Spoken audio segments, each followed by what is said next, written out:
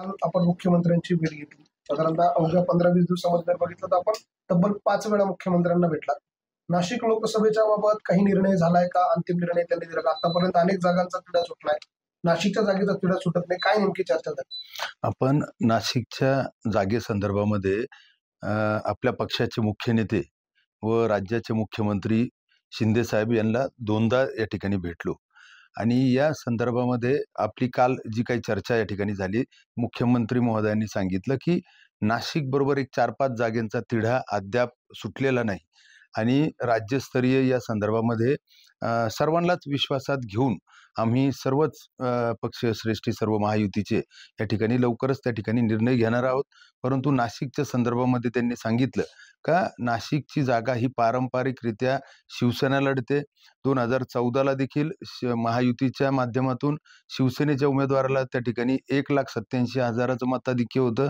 त्यानंतर 2019ला देखील महायुतीच्या माध्यमातून शिवसेनेच्या उमेदवाराला जवळजवळ 2,93,000चं मताधिक्य होतं आणि म्हणून ही जागा आपली शिवसेनेचीच आहे आणि आपली देखील आग्रही भूमिका महायुतीच्या सर्वच पक्षश्रेष्ठींकडे त्या ठिकाणी आपण मांडणार आहोत आणि ही जागा शिवसेनेला मिळावी असा आग्रह देखील आपण त्या ठिकाणी धरणार आहोत. खरं तर या जागेवरती छगन भुजबळ हे दावेदार मानले जात आहे.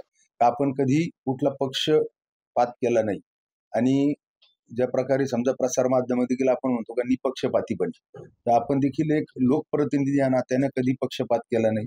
आपण लोकप्रतिनिधी सर्वच जणांचे कामं त्या ठिकाणी केलं, कधी जातीवाद नाही केला आणि म्हणून आपण जर पाहिलं तर आपण काम करत असताना सातत्यानं आपले छत्रपती शिवाजी महाराजांनी जे काही विचार दिले, भारतरत्न डॉक्टर बाबासाहेब आंबेडकरांनी जे विचार दिले, क्रांतीसूर्य महात्मा ज्योतिबा फुले यांनी जे काही विचार दिले, त्या सर्व धर्म समभाव सगळ्यांना घेऊन जाण्याचं काम त्यांच्या विचारांनी प्रेरित होऊन आपण देखील गेली 10 वर्षामध्ये सातत्यानं सर्व घटक समाजातील सर्व घटकांना सोबत घेऊन जाण्याचं काम या ठिकाणी करत आहोत आणि म्हणून अनेक ओबीसी समाजातील अनेक धर्म या ठिकाणी आपल्याला त्या ठिकाणी आपणच उमेदवारी करावी असं जाहीररित्या त्या ठिकाणी सांगत आहे. मी सांगितलं इलेक्टिव्ह मेरिट याचा अर्थ नुसतं तुम्ही सर्वे जो आहे तो नुसते आमदारांची संख्या करून मोजला जात नाही, तर तो मतदार किती आहे.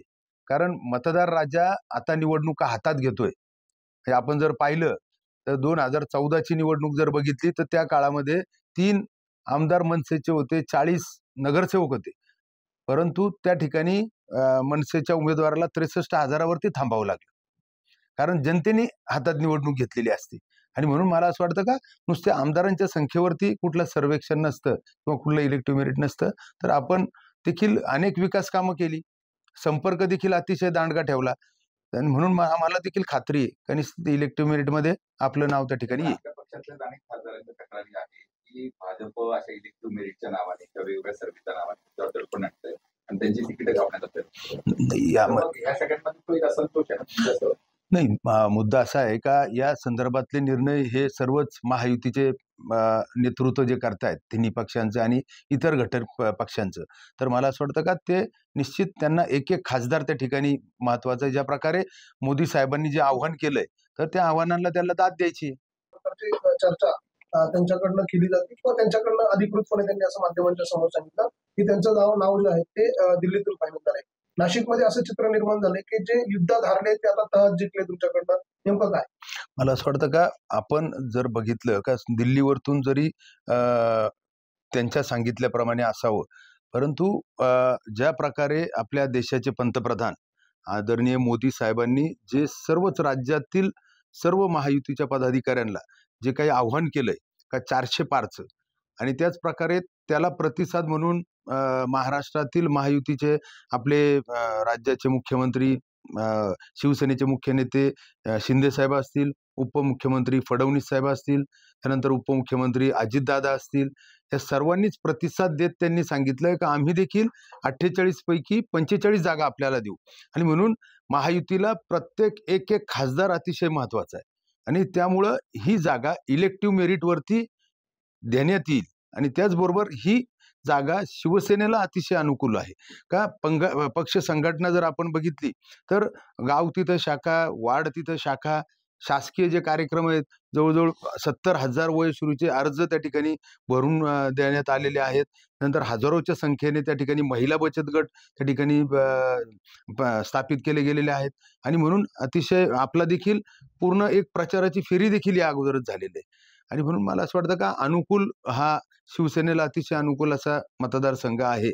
आणि म्हणून आपले मुख्यमंत्री देखील या संदर्भामध्ये आग्रही राहून ही जागा शिवसेनेला सोडवतील. आपण नाशिक लोकसभा मतदार येते, मात्र भुजबळांच्या नावाला काही ठिकाणून विरोध केला जातोय. त्यांच्या नावाला आता काही ब्राह्मण महासंघांनी विरोध केला, मराठा संघटनाही विरोध करते. असं सगळं असताना महायुतीमधला प्रमुख पक्ष असलेला भाजप जो आहे तो भुजबळांच्या नावासाठी आग्रही काय, ती नेमकं काय कळतंय का त्यावर?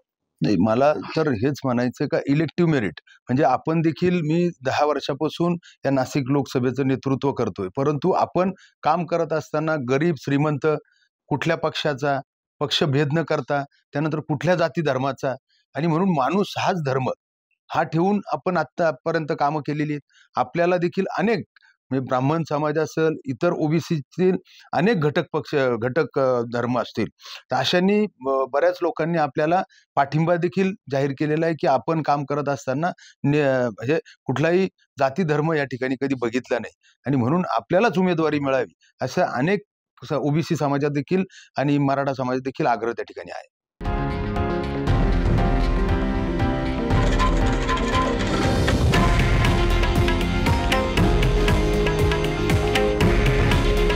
हे आहे देशातील नंबर 1 न्यूज नेटवर्क आणि आपण पाहत आहात TV9 मराठी. काळजी तुमची, हित महाराष्ट्राचं.